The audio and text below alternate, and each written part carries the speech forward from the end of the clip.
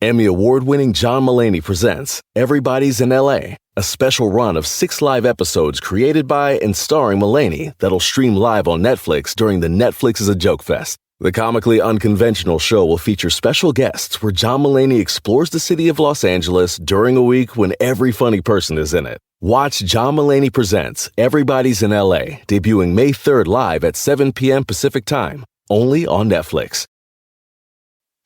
On May 10th, Kingdom of the Planet of the Apes is coming to IMAX and theaters everywhere. What a wonderful day! This summer, one movie event will reign. It is our time. Apes hunt humans. That is wrong. Bend for your king. Never. Kingdom of the Planet of the Apes. Only in theaters May 10th. Tickets on sale now. Rated PG-13. Some material may be inappropriate for children under 13. For exclusive podcasts and more, sign up at patreon.com/partnersincrimemedia.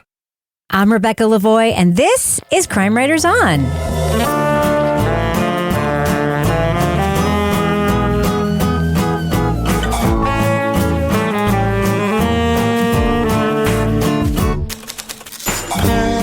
Crime Writers On is the original true crime review podcast that digs into true crime, pop culture, other podcasts. And on this episode, deliveries of anthrax through the mail gripped post 9/11 America. Was the perpetrator the expert who was helping solve the crime? We'll review the podcast Cover Up, the Anthrax Threat. Joining me to get that done and more is true crime author, TV journalist, and host of These Are Their Stories podcast, my husband and love of my life, Kevin Flynn. Hello, Kevin. Hello, Rebecca. Also with us is private investigator, certified pet detective, resident cat lady, and author of The Final Curtain, Laura Bricker. Hi, Laura. Hey, Rebecca, and no longer owner or borrower of the rolling microphone on wheels that some of our listeners get to see me in action with at LitFest. I had to return it today. Sorry to hear that. That's too bad. You could have been a street evangelist. Yes. Well, that was my plan. I was rolling it around downtown Exeter like, hello, but they wanted it back at Exeter TV, so there it is. Or did they just take it back? Bring that back. Laura wasn't loud enough. You cannot have it. Yeah. And finally, our captain of all things cynical, author of the City Trilogy of novels, host of Strange Arrivals, and our Patreon Deep Dive Book Club podcast host, Toby Ball. Hi, Toby. Hey, Rebecca. Big news in Kevin's world, guys. Yeah. Come on. Baseball season has commenced. Ah, yes. It's underway. And Kevin is already coming home with the injuries. I got a huge, let's see. I have to roll up the sleeve here. Ouch. Even just pulling it up. Let's see. It hasn't really discolored yet. This bruise I call Will because Will could not catch Jack's fastball, but I did in the arm. And it just, I think like I might have like a hairline fracture. Here comes the hypochondria. Oh, come on now. Everything is a fracture. You're always like, you're going to say, are you sure that's not COVID? To be fair, he also 100% had norovirus and thought it was food poisoning. He was power vomiting. I don't know. I'm 40. Fine now. So, you know. When did you have that? Oh, God. Yesterday. Yeah. During baseball. Yeah. It was rough. It was a rough day for Kevin. God. He's around a lot of children, so he's bringing home all their diseases now. It's wonderful. It's really great. No, I really think it's the Euro. Not the Euro, but the Euro. The Euro you ate. That I ate from the local? From the local. The one that is run by the guy who keeps vandalizing our Wikipedia page. Not the one with the shrimp. Another local. Okay. Another local that was purchased by the guy who used to vandalize our Wikipedia page. Yeah, that one. God. Wow. Yeah, some bad gyros. Yeah. Doesn't sound My great. manicotti was fine. No food poisoning here. So, anyway. All right. Well, Kevin, this is obviously Monday's program. It is. What is coming up on Thursday's show? On Thursday, we're going to be talking about the Max original series, Justice USA. Okay. Well, we have kind of like a weighty topic to get into. So should we just talk about the When podcast? do we have the fun topics? We don't usually have a lot of fun topics, right? It happens. Sometimes we have something goofy like, I don't know, only murders in the building or... Sometimes we do bloodless episodes, absolutely. But yeah. I know. If this makes it into the episode, you know that we were just feeling pretty what the fuck when we were putting it together. Okay. Well, I think we should get into it. Let's go ahead and drop that first clip. Leading off.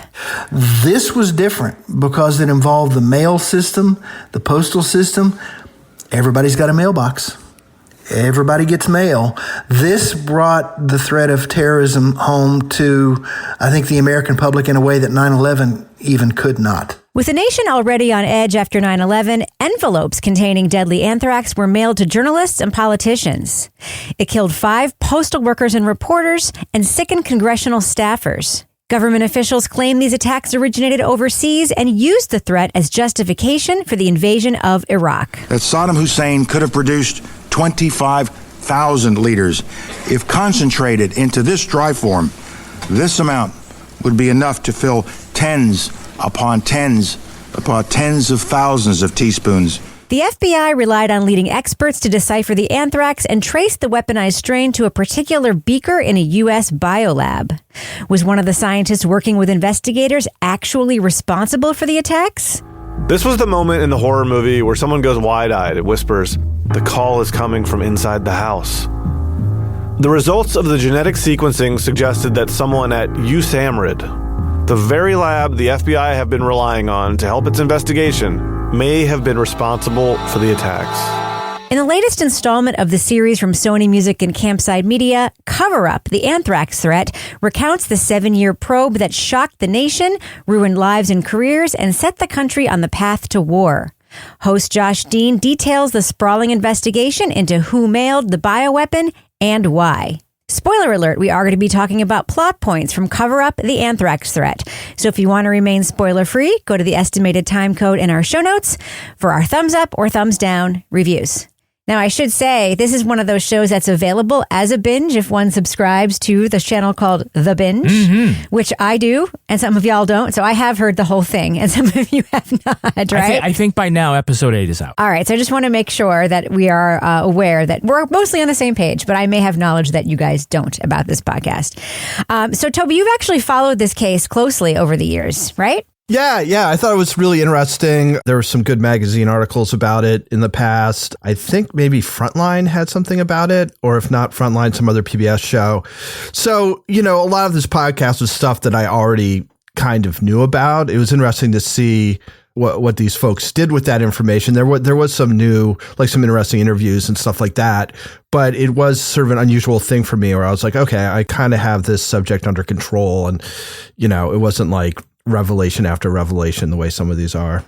Laura, do you remember the panic around the anthrax threat? Like your mail could contain these spores that, could make you incredibly sick. I mean, it was definitely, it spurred like fictional takes and it was a whole thing. Yeah, well, it's one of those, like I say, it's like you remember where you were when something happened. And I was a journalist when this was all happening. And so what I remember were all of the anthrax hoaxes that were happening around this time. Somebody would get a suspicious envelope somewhere in New Hampshire, and then we would cover it. And fire departments were having their training in like hazmat response because of this. And I remember going to cover their drills where they were learning how to respond if there was something like anthrax or some other sort of bio weapon that was being used. So I'm not like Toby. I didn't follow it after that. I was like, good riddance. I'm tired of covering all these hoax stories. But it's one of those, like, I remember that period in time because it was also after 9/11. And I feel like a lot of people were really on edge at that time about threats and things that might be happening. And so we were already sort of predisposed to be more on edge when these anthrax letters started going out. Yeah, and I saw this news article that apparently last week in Canada, they evacuated the Capitol building in Ottawa because of a suspicious powder that was sent, and it was powdered gravy. What? Yeah, it was like, there's a thing like get off the gravy train. Yeah. It was, something like that. But yeah, this whole thing about... What a stupid way to send that message. But Laura, like you, I was a working journalist at the time, and I'll say... And maybe sometime we should talk about our 9/11 memories, but I think it really undersells the level of anxiety after 9/11 and how this played into it.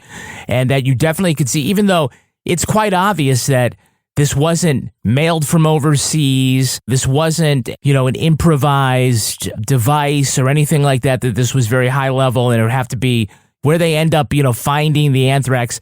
But people were like really freaked out about everything. I remember people talking about on September 12th, talking about the need to depressurize airplane cabins and kill all the passengers to prevent more planes from crashing into stuff. We were just out of our freaking minds because we were just so scared. So this definitely played into it. If these letters had been sent in August, it would have been alarming, but it was just on steroids because it happened right after 9/11 and the notes in it reference 9/11. Now, you made a note that actually resonated with me. I also forgot that Colin Powell used anthrax as part of that famous argument at the UN to justify the Iraq invasion. Yeah, I mean, I just remember the yellow cake and the WMDs and the satellite photos. Exactly, all those parts of it. But yeah, and like if you believe the theory that Ivins is the perpetrator and the reasons that he gave, I mean, talk about an unintended consequence of mailing the anthrax, which maybe, again, it's naive to say, well, if he hadn't done that and Powell didn't hold up the vial with the anthrax, we wouldn't have been in a war in Iraq for 20 years. But it really made it easier to convince the world community in that moment that there was a threat because this had happened. Less than a teaspoonful of dry anthrax in an envelope shut down the United States Senate in the fall of 2001. And dry agent of this type is the most lethal form for human beings and killed 2 postal workers just from an amount just about this quantity. I know there's been a lot of reporting about the Colin Powell speech, Toby, but it told some of the biggest lies in American history that got us into this war that's basically never ended since then. I mean, it's basically like we've been involved in some conflict in the Middle East ever since then. But like, did you remember that anthrax was such a big part of this case? Oh, yeah. Yeah. I think the story behind the whole Colin Powell thing was, he had some real questions, and he made the CIA director at the time, who was like, this is a slam dunk. He was like, you're on the screen with me. Like, you're sitting here where the television's going to pick you up too. So I'm not here out on my own repeating this stuff, which I think is conceivably bullshit. Yeah. Like, you've got to take some ownership of it. So, yeah, I mean, I remember that pretty clearly. I also remember talking to friends who were sort of more supportive of the war effort than I was, that I was like, I think that's not true. Yeah. I think they're just making that shit up. And they're like, oh, no, you wouldn't say that in front of the UN. If it weren't true. I don't know. He wouldn't have brought this vial of stuff. Yeah. I mean, I was pretty wrapped up in the media at that point, just like watching everything about all that stuff that was going on. And, it was alarming. I don't know if these anthrax letters had been sent around. I'm sure there would have been some other way of roping us in to that war, or even they would have just said there's anthrax and you wouldn't have had to like point to this other stuff that was going on in the US. Yeah. But anyway, I don't know exactly. It's not really peer pressure, but the pressure to kind of go along with the narrative that was also being pushed by the media at the same time. Like, I think I'm remembering this correctly, that there'd be like patriotic music or like patriotic framing around like CNN and these other, cable news channels were all like waving the stars and stripes. And the New York Times was the same way. I mean, they published demonstrably false articles about weapons of mass destruction. So. Yeah. I mean, it was crazy. I mean, one of the things, Laura, that I heard listening to this podcast was, imagine like having this newsroom work-a-day job, right? Like being the person who opens the mail for Tom Brokaw at NBC News, and like being a person who ends up infected with anthrax. It had this substance in it, which looked like it was a cross between brown sugar and sand and powder. It took the substance that was in it. I didn't even think, or I wasn't thinking what it might actually be in terms of being something super dangerous. And I shook it into the trash can. We heard those voices in the podcast. What do you think about that? Right. Well, I think that for me, I thought was pretty interesting because some of this just is like more high level in terms of the culture that was happening at the time and the investigation. But this was like the actual people that were affected. Like you said, we have this girl, I think her name was like Casey maybe, and she was opening the mail for Tom Brokaw. And she's so excited because she's like opening the mail and like, wow, I'm opening Toby Ball's mail. I'm opening Tom Brokaw's mail. And TB, yeah. And she opens this envelope. Dear Toby. Like, yes. I admire you so much. Take penicillin now. Not a day goes by. But like, so there she is opening Brokaw's, and there's like, she's like, is it sugar? Is it sand? Is it powder? Whatever. She doesn't think anything. She just like dumps it in the trash. And then she gets sick and she's got a fever and she's coughing and she's like, something is really not good. And then there's like at the same time unfolding in Florida, this guy who has similar symptoms, except that he's like now in a coma and he's on a ventilator and he can't breathe and he's dying. And they're like, we don't know what's happening to this guy. And then we hear about dear old Bob Stevens, who took some time off of work so he and his wife could go visit their daughter down in North Carolina. They're hiking. They're having like this nice outdoorsy time. But on the way back home, his wife noticed that he's got a bit of a cough. So we hear about these cases that unfold as this is happening and how it's baffling people. And again, that still plays into what we were saying before. It's baffling people because it's scary because we don't know what's happening and we're already on high alert. So hearing those stories kind of brought me into this and invested, like I was invested in a different way after hearing about the actual people. Outbreaks are terrifying. I mean, there was that movie with Dustin Hoffman. Was it called Outbreak? Yeah. Yeah. I mean, it's like every time you see like these clusters of things where like a person gets sick over here and a person gets sick over here and a person gets sick over there and you don't know what's going on. And it's like a thing that you can't see. And this is a terrifying way to die. The fact that like your body inside basically fills with blood and your organs melt essentially and you just are completely filled with bacteria. It's a horrible way to die. And the fact that it just kind of comes on like a cough. I mean, it sounds like a horrible, terrifying way to die. And I think that it does speak to our, there's been so much pop culture around, fiction around things like outbreaks, that like so much zombie fiction and so much fiction that's born of virulence.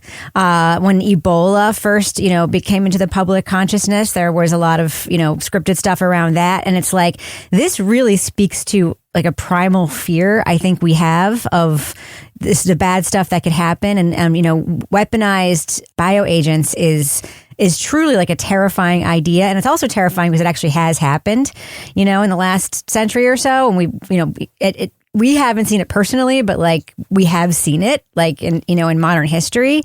So one of the things that we also get in the podcast that we've talked about on the show before is we get a lot of FBI profiling that plays into this case. Yes. Toby, as usual, FBI profiling saves a lot of lives, right? Yeah, I mean, this whole thing is just such a complete fuck up. Yeah. There's the FBI. There's that woman who's a professor, I think at Cornell, who based on like narrowing down the pool of suspects and doing some textual reading, I think, like points to Stephen Hatfill. I want to look my fellow Americans directly in the eye and declare to them, I am not the anthrax killer. I know nothing about the anthrax attacks. I had absolutely nothing to do with this terrible crime. So what's weird about this is that in some ways it seems like it would be a fairly easy investigation just because it's not like you've got thousands and thousands of conceivable suspects. Like the people who have the knowledge and access to create this dried anthrax is relatively small, right? So, I mean, you've got this small pool of people, so you think you'd be able to figure it out. But even with that kind of advantage, it's not just that they make assumptions and kind of come to unwarranted conclusions, but that they're willing to act so drastically and be so unwilling to like reassess like where they are. It's like they decide on Stephen Hatfill and then suddenly it's like we're draining ponds and we're finding turtle traps and, we're going to follow him around, like ride his bumper and all this stuff. And I mean, it's nuts. Like there's no physical evidence. He's just kind of, and we can talk about Stephen Hatfill again in a minute because they do not go into what a piece of work this guy is. Yeah. So he went to medical school in Rhodesia, which is Zimbabwe before it got rid of white rule. And he claimed that he was part of this brutal, like white militia that was trying to keep Black Africans from taking the country back over. So it was very similar to the South African situation. Like this militia itself says that he wasn't part of it, but this is the kind of thing that he was sort of talking up about himself. There was an article about him showing up to this bar with people who were guards for one of the Saudi princes, I think. He just had this very strange, like larger than life kind of persona and the way he carried himself. And then after all this stuff happened, he volunteered for the Trump White House in its COVID response and was like a big proponent of hydrochloroquine and was really going after people in the government, like scientists and bureaucrats who were like trying to pump the brakes on that. And he has since become a big election denier, which... Would you trust the government, though, to be fair, if you were Stephen Hatfield? No, I maybe I wouldn't, but it's a strange... Like, I think you look at government scientists... Like, I guess the hydrochloroquine thing is one thing, but like the election stuff, it seems like way more political than what you would want a government scientist to be involved in. I mean, you just want him to be willing to work for whatever, regime happens to be elected. But you're right. If you're a profiler, you love Stephen Hatfield as the culprit, right? Because, sometimes you can just be a disgruntled employee and an asshole and not a killer. Right? It just, one of the clearest reasons why profiling is useful, but only to a point. It's useful like a sketch artist is, that it gives you some idea, but you can't lean the whole thing on it, because they did get target lock on him.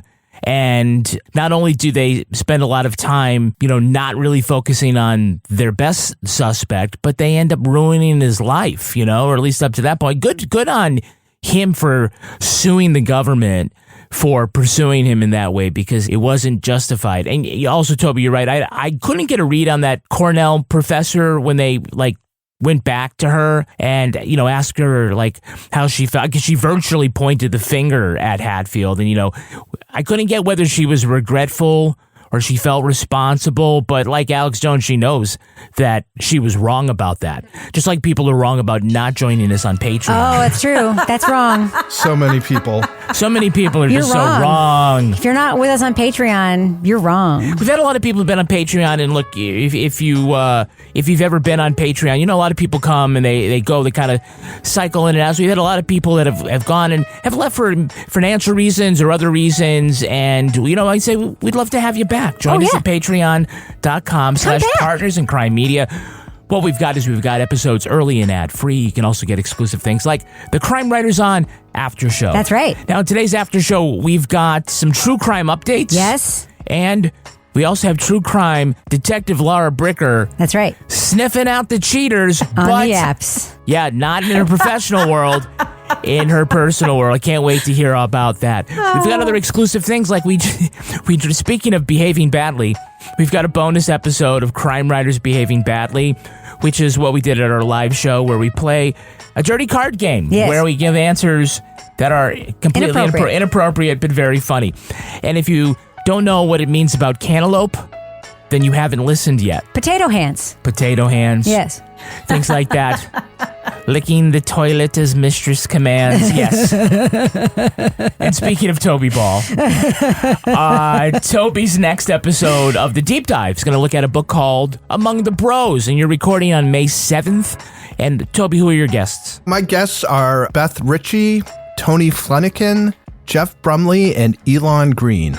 And also, Laura Bricker has her own Leave It to Bricker podcast. I will say, I'm looking over a 4-leaf clover out of my head after Laura described her trip to the Grange. Ooh, the Grange, the Illuminati of farming. The Illuminati of farming, where if you hear that earworm song, you're going to sing it, and then you're going to wonder how it applies in your life. I'm like, is there a 4-leaf clover I've been looking over this whole time?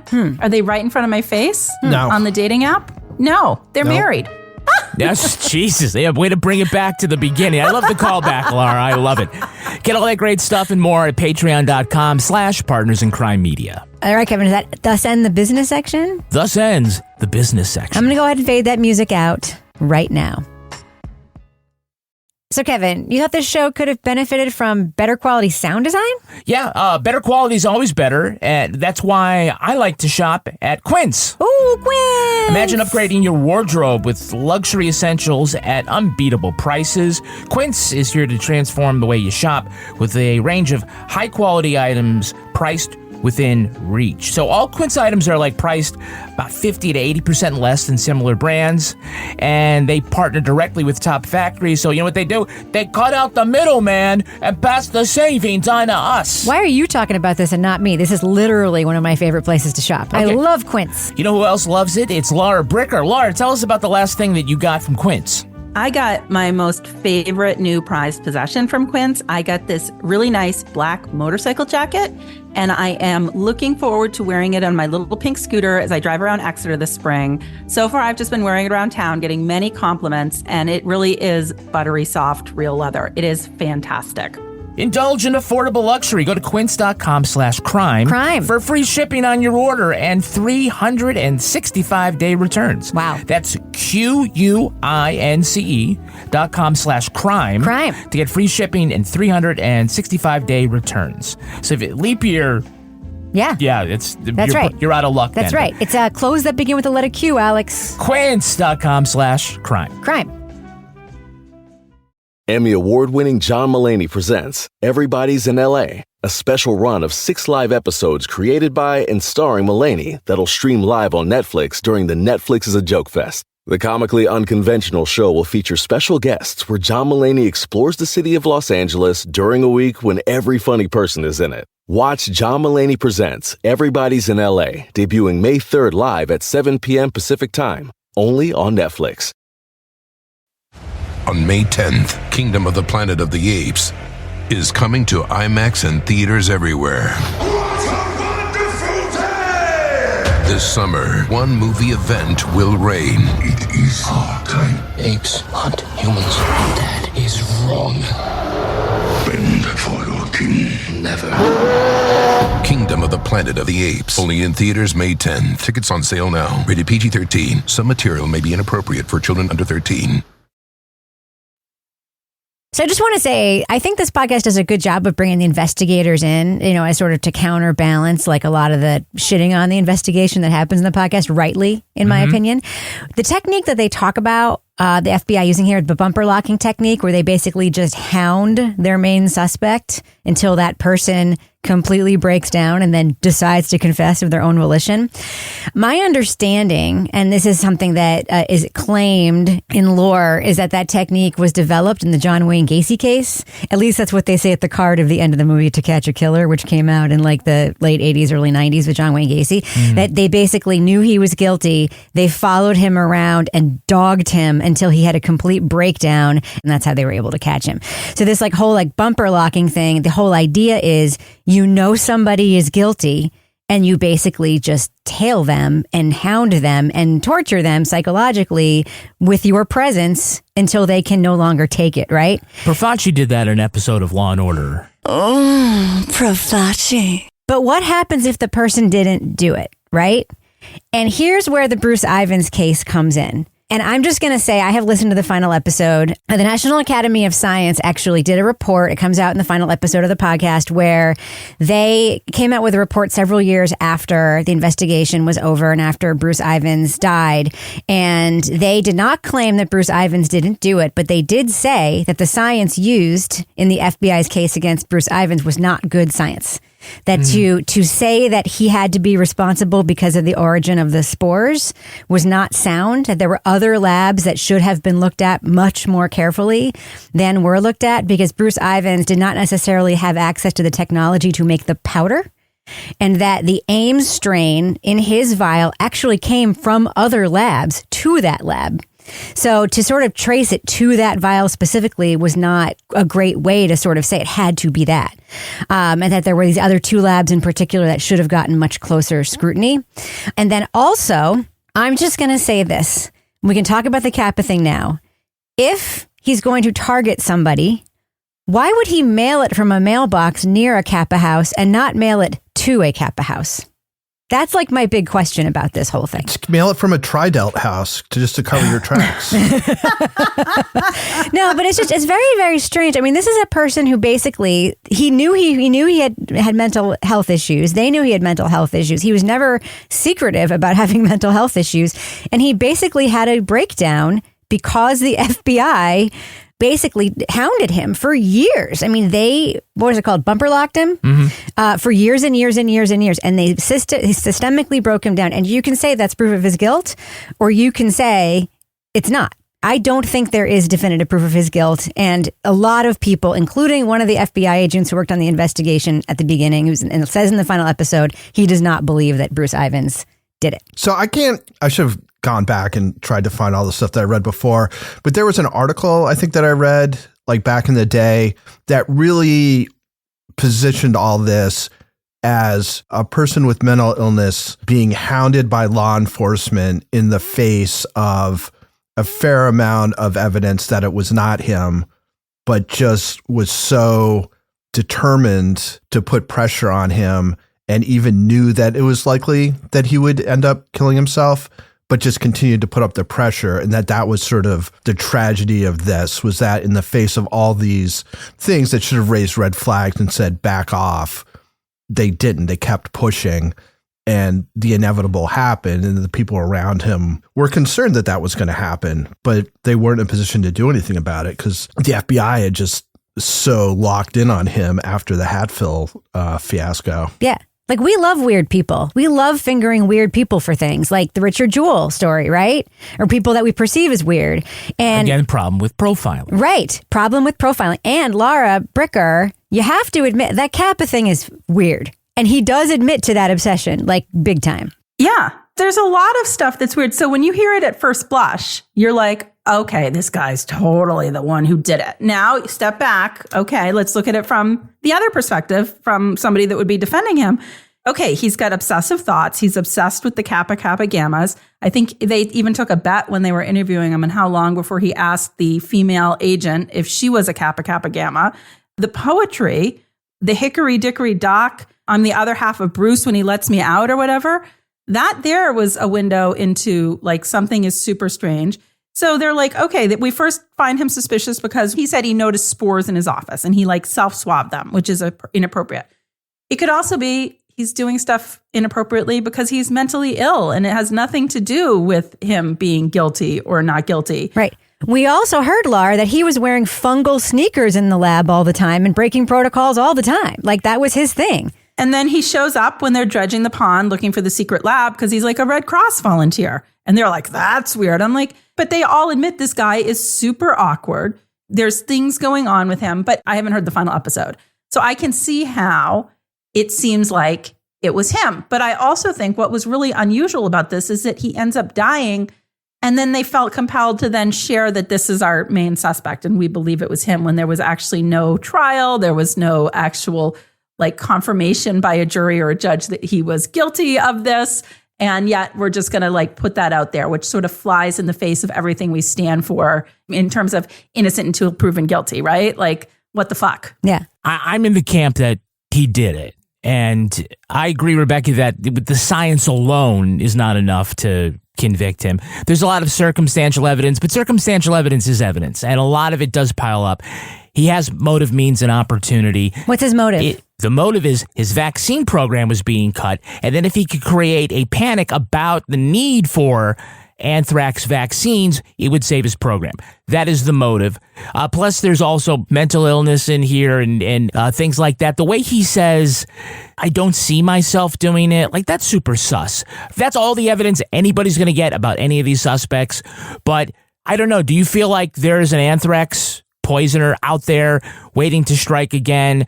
I don't feel that way. I feel that they probably, they had the right guy. And just because he's weird and colorful doesn't mean he didn't. But one of his fellow scientists says he still would have had a job if the program had been cut. He wasn't making money off the anthrax vaccine. You think whoever sent the anthrax is completely rational? Well, this is the whole thing. If the argument is it was probably him because it stopped long before he died. Yeah, that's not the argument. Yeah, I don't know. What are your thoughts, Toby? Well, I just don't understand, like, why would he choose those particular people? Like, does Tom Brokaw or Tom Dash? Maybe he hates people named Tom. I don't know. But I have a theory if you care to hear it. He also hates the senator from Vermont. Okay. She's like, why not send it to the Delta or the Kappa Kappas?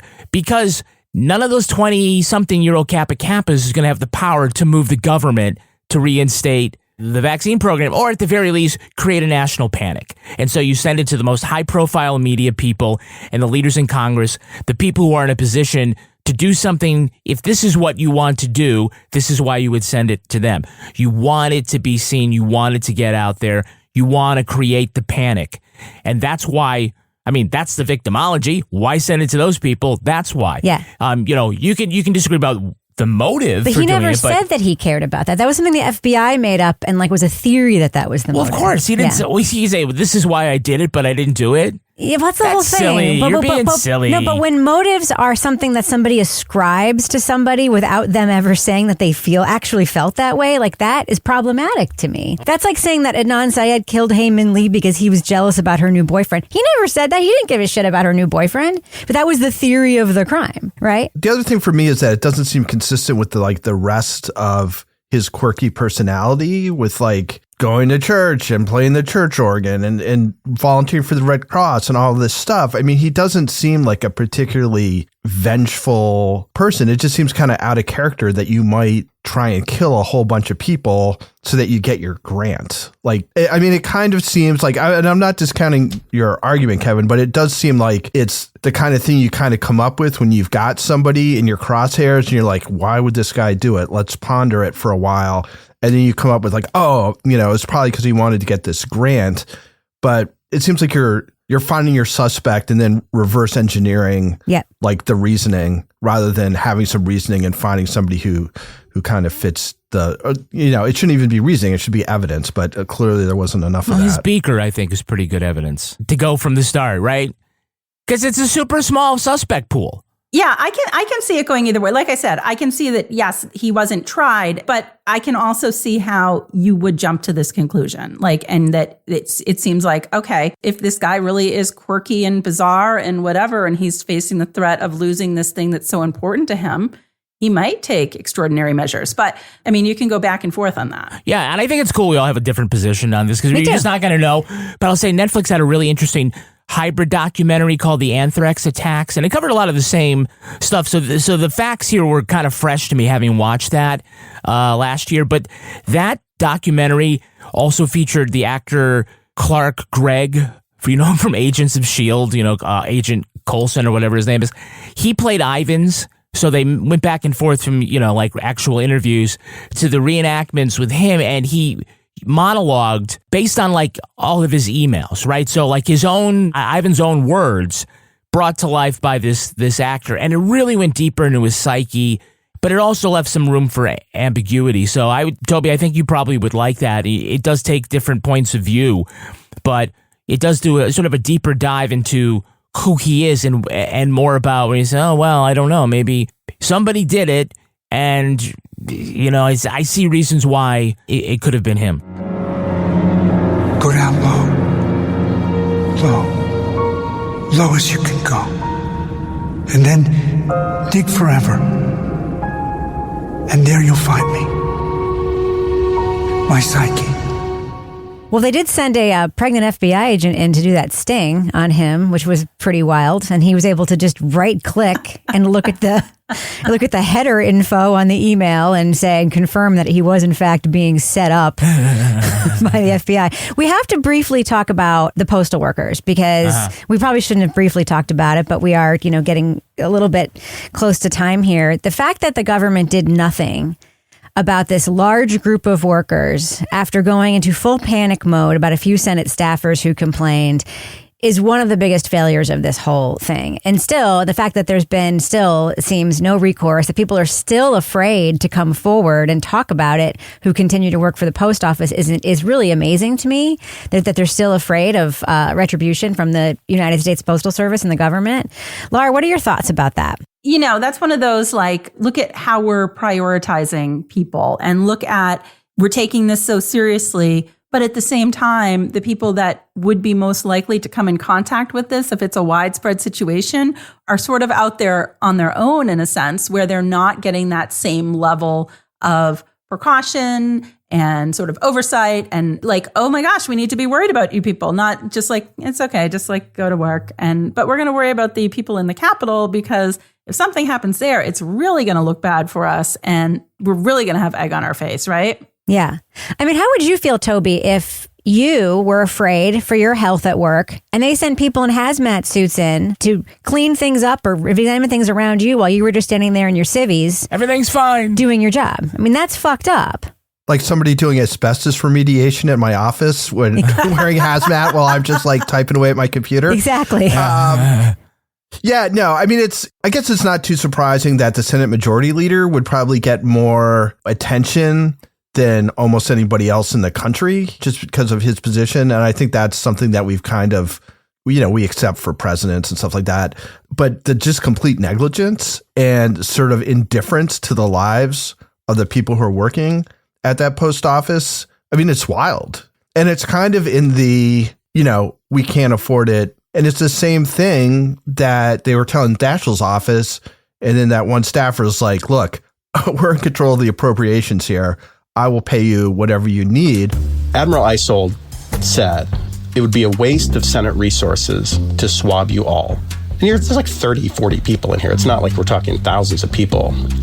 And Peter, in the very restrained way that, he is, says, with all due respect, Admiral, I handle appropriations for the Senate Majority Leader.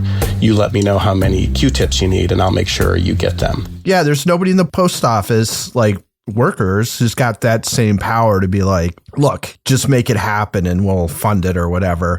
And I think, I think they draw some interesting stuff about the racial components of the two different groups. There's certainly socioeconomic stuff there too.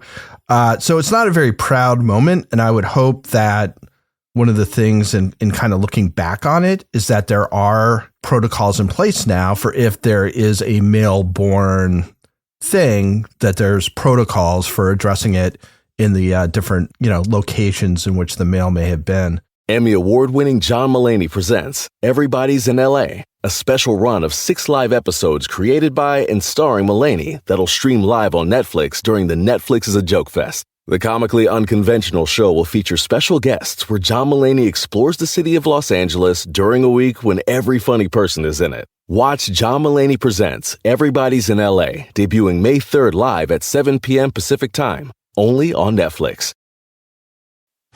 On May 10th, Kingdom of the Planet of the Apes is coming to IMAX and theaters everywhere. This summer, one movie event will reign. It is our time. Apes hunt humans. That is wrong. Bend for your king. Never. Kingdom of the Planet of the Apes. Only in theaters May 10. Tickets on sale now. Rated PG-13. Some material may be inappropriate for children under 13. The South Dakota Stories, Volume 5. South Dakota seemed like the perfect place to unplug. But I ended up connecting to the world around me.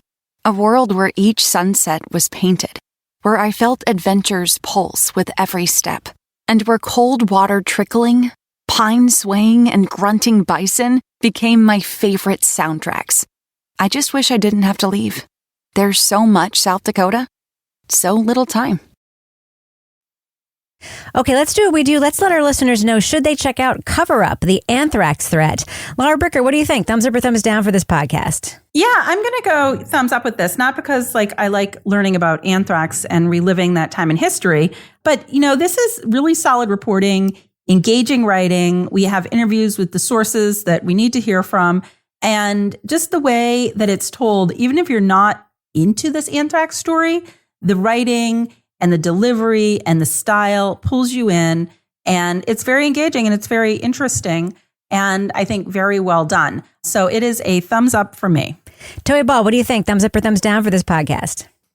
Yeah, so as I said in the main review, I followed this pretty closely when it happened, and it did seem sort of like the culmination of a few different things that were going on. Like in, I think 95 or 96 is when the Hot Zone book came out, which was about Ebola in this little place in Reston, Virginia, which was actually about 20 miles from where I was living at the time. And so there was a whole bunch of books that came after that, several of which I read. And then there's, obviously 9/11 and this sort of renewed fear of terrorism. So it kind of mixed those two things. I really like this podcast, even though I was familiar with most of the material. I think they had some interesting voices. It was told in a pretty clear and concise way. This is usually I'm like, well, it could have been shorter. This one, although I haven't listened to the last episode, I felt a little bit like this could even be a little longer. Like there's some other stuff that I kind of know about from other reading that was pretty interesting, but it's a weird complaint to make after we spend so much time complaining about things being too long. There wasn't much fat here. Josh is great. The storytelling, writing was really good. So yeah, I'm a thumbs up. I'll be recommending this to people. Kevin Flint. I'm also a thumbs up. I can't believe we really didn't talk too much about Josh Dean. He's always solid. But I'll tell you that this season of Cover Up feels, and this is a great compliment, this feels much more like a Leon Neyfakh joint. This really feels like Fiasco or Slow Burn. It's just so tight.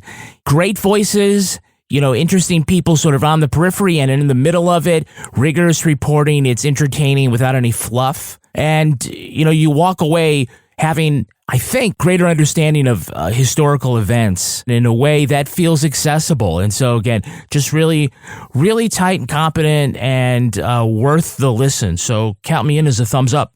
Yeah, I like the podcast too. I will say I'm curious about the production of it because Josh says in the credits that it was actually produced and reported by somebody else and that he hosts it. And I'm curious to know, I'd love to know how it kind of all came together and how the reporting worked. Is Josh the James Patterson? No. I don't think Josh is a really good reporter. These other people. Okay, Josh is a really solid journalist. I'm just curious to know sort of how the team stuff worked because it is very sprawling and there's a lot of interviews in it.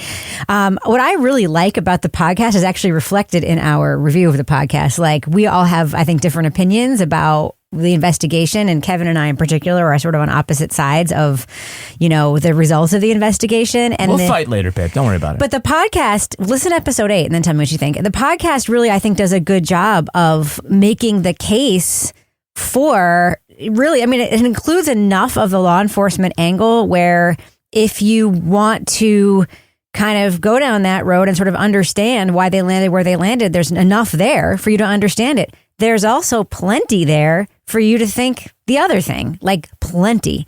So I really like that about it. And it doesn't weigh the scales on either side. It really does leave it up to the listener to decide. And it's really, really fair in that way without being ham-fisted about it. So I just think it's very solid. It's very serious. It's really good. It's not boring. So yeah, big thumbs up for me for Cover Up the Anthrax Threat.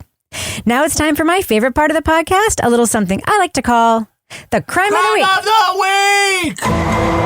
9-year-old Cal Clifford has been obsessed with octopuses his whole life and has spent every holiday and birthday begging his parents for one as a pet. His dream came true this year when he was moved to tears in a viral video getting Terrence the octopus for Christmas.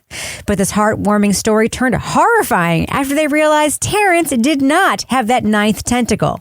He was a she, and she laid 50 eggs in the aquarium.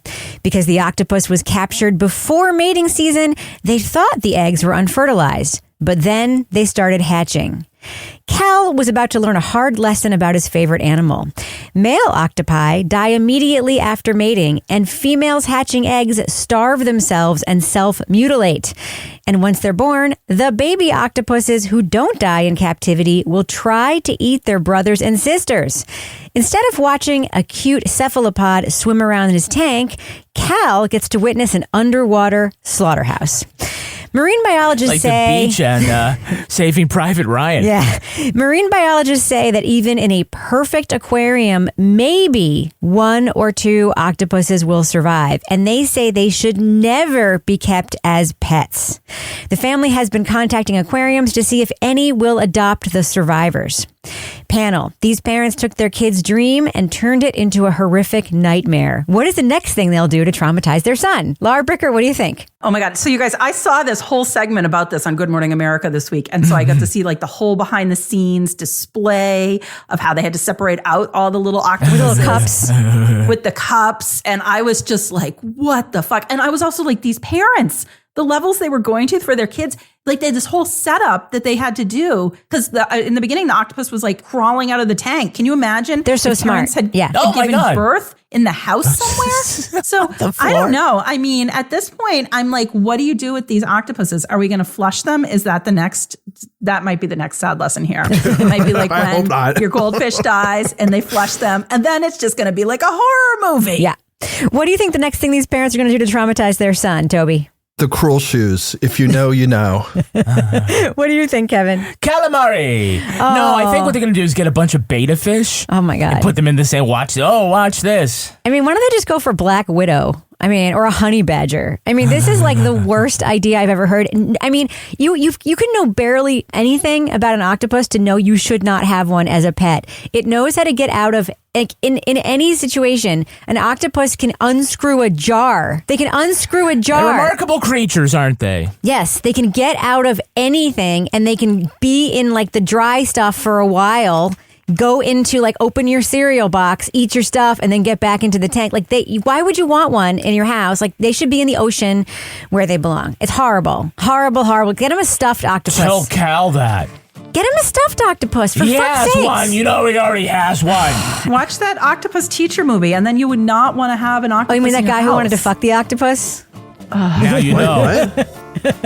Does that happen to the Octopus Teacher? No, but like that. Apparently, like, it's very people. I'm on the camp of he was basically having an affair with the octopus, but not everyone thinks that. It was really creepy. All right, Laura Bricker, folks want to reach out to you. He likes that popcorn box from Dune. Laura Bricker, folks want to reach out to you and tell you what they think my Octopus Teacher is about. How can they find you on social media? They can find me at Laura Bricker on Twitter and Instagram. Toy Ball, folks want to reach out to you online and tell you what their weirdest pet has ever been. How can they find you online? At Toy Ball NH. Kevin Flynn, what about you? How can you be found? I'm at Kevin P. Flynn. If you want to follow me everywhere, you can find me at Reb Lavoie. You can also follow the show everywhere at Crime Writers On. You can follow us on YouTube. You can follow us on Reddit. But mostly, I encourage you to join our incredible community in our official Crime Writers On Facebook discussion group. Just find us on Facebook. We have a pinned post telling you how to join the group. We'll let you in if you literally know any of our names. Get episodes early and ad-free at patreon.com/Partners in Crime Media. You'll also get the Crime Writers On After Show, Married with Podcast, Laura Bricker's Leave It to Bricker podcast, and Toby Ball's Deep Dive Book Club podcasts. Our theme song was composed and performed by Ty Gibbons. Our line editor is the terrific Livy Burdett. The executive producer of this program is Kevin Flynn. This show was recorded in the Treehouse Yoga Studio above the Mockingbird Cafe in Bay St. Louis, Mississippi studio, otherwise known as Studio C, the Closet, in our New Hampshire basement, where we also assume the white powder we get in the mail is just anthrax. On behalf of all the crime writers, thanks so much for listening. We will catch you later. All right, Laura, we just got a message. Toby said he went to the dermatologist, so let's see when he comes on what he looks like. What he looks like. Yeah, all right. So what'd you get done? They just looked at my skin for about 10 minutes, said I was fine, sent me on my way. That's what they do. That's our after show. Trip to the dermatologist. Oh, yes, we're going to do a live examination of Toby's skin and Kevin's skin on camera. Awesome. All of Kevin, we're going to map Kevin's moles. It'll take all day. Get close up for those blackheads, you know? Yummy.